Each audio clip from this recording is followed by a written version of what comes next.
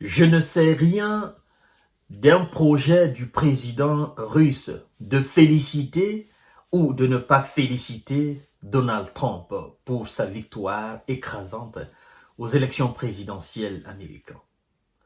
N'oubliez pas que les États-Unis sont un pays hostile à la Russie. Les États-Unis sont directement ou indirectement engagés dans une guerre contre notre État. Nous ne faisons pas d'illusions sur l'élection de M. Trump. Nous sommes des pays inamicaux. D'accord? Ce qui se passe aux États-Unis n'engage que les Américains et leurs alliés par extension. Nous, ce qui nous regarde, c'est la Russie, le développement de la Russie, l'émergence de la Russie, la consolidation des relations, n'est-ce pas, sociales entre Russes et des partenaires russes. Voilà, du côté de l'Atlantique, de l'autre côté de la Manche, nous, c'est pas notre problème. C'est ce qu'a voulu dire le porte-parole, l'incontournable Dmitri Peskov, à la presse russe, mais aussi à la presse étrangère, pour que les gens comprennent une fois pour toutes que la priorité de la Russie, en fait, la Russie ne se focalise pas sur ce qui se passe aux États-Unis. Cela n'est pas le problème de la Russie. Que Donald Trump gagne ou pas, la Russie n'a absolument rien à cirer de la victoire ou de la défaite de Trump. Bien que, d'accord, l'on dise que M. Donald Trump admire beaucoup Vladimir Poutine.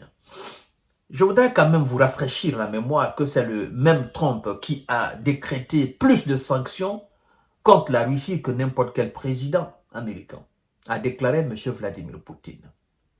Et donc, il va de l'intérêt des États-Unis et de leurs alliés d'accepter les conditions de la Russie pour faire la paix en Ukraine. Parce que le dossier majeur aujourd'hui entre les États-Unis et la Russie, c'est évidemment, et on ne va pas se leurrer, c'est la question ukrainienne.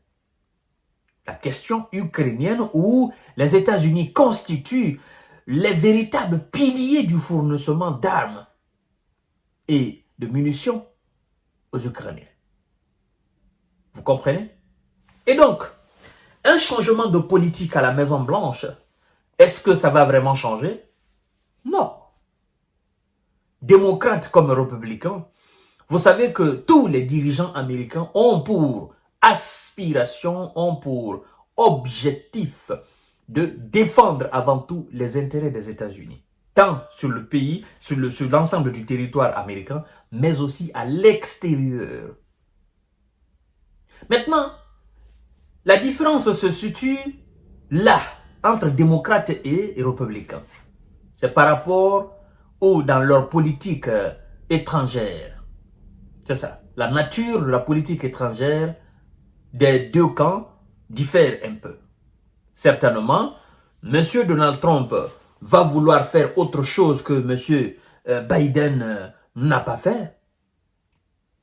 Vous comprenez? Parce que, vous savez, politique étrangère, faire la guerre, créer des conflits, participer à la création des crises, remonter des États contre d'autres États, être soutien d'autres États, ne pas être pour d'autres, ça demande de l'argent. Tout tourne autour de l'argent. On ne peut pas faire de la géopolitique, de la géostratégie. On peut absolument faire rien dans le domaine de la géopolitique et de la géostratégie sans argent. C'est impossible. Surtout au niveau où nous sommes aujourd'hui dans le dossier ukrainien. D'accord? Alors, la Russie dit ceci. Nous n'avons jamais fermé notre porte à qui que ce soit. Nous l'avons toujours dit et d'ailleurs nous l'avons brandi à plusieurs reprises. Maintenant, si M. Trump, qui estime qu'il a la capacité de mettre fin à toute cette situation en Ukraine en 24 heures, ou plus d'ailleurs, Parce que 24 heures, ça, ce sont, n'est-ce pas, des propos de campagne. Mais si il veut réellement mettre fin, n'est-ce pas, au conflit en Ukraine, s'il s'inscrit dans ce cadre et qu'il met de l'énergie, ben, nous sommes favorables. Nous allons l'écouter. Nous allons l'écouter sur nos conditions. Parce que qu'il accepte ou pas, nous allons nous donner les moyens, comme nous l'avons fait depuis le début, pour atteindre tous nos objectifs sur le terrain. Et là, nous disons, ah oui, c'est là, en fait, c'est là. C'est ce que vous devez comprendre, c'est là. C'est là. Qu'il accepte de faire la paix ou pas, nous allons nous donner les moyens, et comme nous l'avons déjà fait depuis le début, pour atteindre nos objectifs. Quels moyens? Les moyens militaires, les moyens économiques, les moyens politiques, les moyens diplomatiques. Nous allons nous donner tous les moyens possibles pour atteindre nos objectifs sur le terrain. Et d'ailleurs, n'est-ce pas, la Russie, depuis ces derniers mois-là, mois d'août, septembre, octobre, novembre-là, la Russie a fait des percées majeures dans les défenses ukrainiennes. Il faut quand même qu'on le dise. Et il ne faut pas qu'on se trompe là-dessus. Les éléments de Vlado ont fait des percées majeures. Vous ne pouvez pas imaginer le nombre de villages, le nombre de villes, le nombre de localités, n'est-ce pas, conquises depuis le mois d'août jusqu'au mois de novembre. Vous ne pouvez pas imaginer le nombre de kilomètres carrés. Et même hier, je crois très bien, je vais revenir là-dessus. Même hier, je crois aussi qu'ils ont conquis d'autres localités. Et ils sont effectivement sur une lancée. Les hommes de monsieur Zelensky ont du mal à les arrêter. Et donc, si Donald Trump vient en très grand sauveur de l'Ukraine, mais aussi de l'Union européenne, parce que les Européens sont aujourd'hui dans une... je crois bien ils sont à Budapest pour une communauté de quoi européenne, là. Je vais revenir aussi là-dessus. D'accord?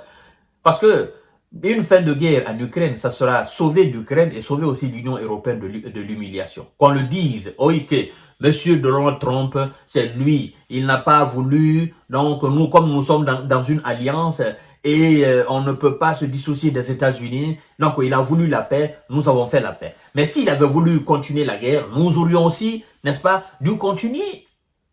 Donc ce serait une manière de sauver la face pour les Européens, sauver l'Ukraine, mais aussi sauver l'erreur, la face des États-Unis par rapport à ce que M. Biden a fait.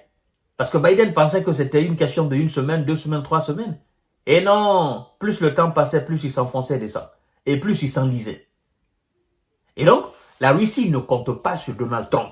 D'ailleurs, Vladimir Poutine n'a pas félicité. Il ne peut pas féliciter. C'est un pays hostile à la Russie. Il ne peut pas dire, oh, félicitations, monsieur Donald Trump, pour ta victoire. Pour que les gens disent quoi? Oh non, voilà, malgré que la Russie soit opposée aux États-Unis, hein, Vladimir Poutine quand même a félicité monsieur Donald Trump. Voilà ce que nous disions là. Trump et Vladimir Poutine, c'est la même chose. Ils conjuguent les mêmes verbes. Oh non, c'est fini pour l'Europe. Poutine dit, bon, écoutez, moi, ça ne me regarde pas. D'accord? C'est leur affaire là-bas. J'ai fait les élections ici. Quel président européen m'a félicité? À part mes amis parmi les présidents parmi les présidents otaniens. À part mes amis parmi les présidents otaniens. Parce que vous devez savoir qu'il y a des amis de Vladimir Poutine, il y a des amis de la Russie, parmi, n'est-ce pas, les pays membres de l'OTAN. Notamment la Turquie, la Hongrie et un bon nombre de pays aussi. Hein. Je ne parle pas des autres. Mais la plupart de ces gens-là l'ont félicité. Donc, M. Biden ne l'a pas félicité. Sa vice-présidente ne l'a pas félicité. D'accord? Est-ce que M. Donald Trump, même qui était opposant à l'époque, opposant à l'époque que Vladimir Poutine devenait président encore pour une nouvelle fois, est-ce qu'il a félicité Vladimir Poutine? Il ne l'a pas fait. Donc, tu ne m'as pas félicité pour ma victoire, pourquoi je vais te féliciter pour ta victoire? Ça ne me regarde pas, ce n'est pas mon problème. Moi, je vais continuer, n'est-ce pas, mon opération spéciale sur le terrain et je vais atteindre mes objectifs. D'une manière ou d'une autre, je vais les atteindre. Donc voilà, ne vous faites pas d'illusions. La Russie ne compte pas sur la victoire de Donald Trump et que si Donald Trump veut la paix, ben qu'il vienne. Il vient avec la sincérité et l'honnêteté. Et puis voilà, il met carte sur table. Et puis, la Russie va étudier. Si ça l'arrange ou pas, ben, si ça l'arrange, elle va accepter. Si ça n'arrange pas, elle dit, moi, ça ne m'arrange pas. Je continue mon opération. Dans tout ça, là, qui est-ce qui perd? C'est Volodymyr Zelensky qui perd encore une fois, je martèle. Je vous donne rendez-vous tout à l'heure pour notre série d'informations décortiquage. Merci beaucoup.